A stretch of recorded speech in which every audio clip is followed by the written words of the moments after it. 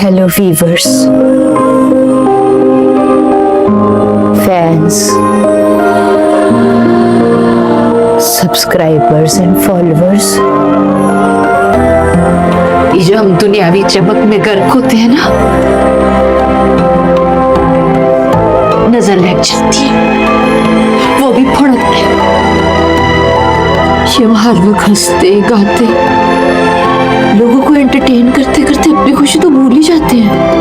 हर वक्त click click click click click. ये angle सही है, नहीं नहीं, ये वाली प्रोफाइल ज्यादा अच्छी है, यहाँ से ले लो। चेहरे के ज़ाविये बनाते एक तो बंद के एक फोटो खिंचवांदे हम तस्वीर का दूसरा रुख देखना भूल जाते हैं।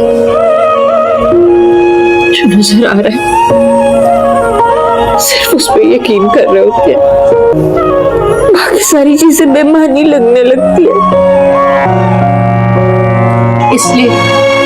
इसलिए व्यूअर्स आज की टेड टॉक में ना बताना चाहेगी, इतनी खुशियां सोशल मीडिया पे शेयर ना करें कि नजर ही लग जाए। इतना खुद को एक्सपोज मत करें कि बाद में सिराने में सर रख के रोना पड़े, अपना मुंह छुपाना पड़े,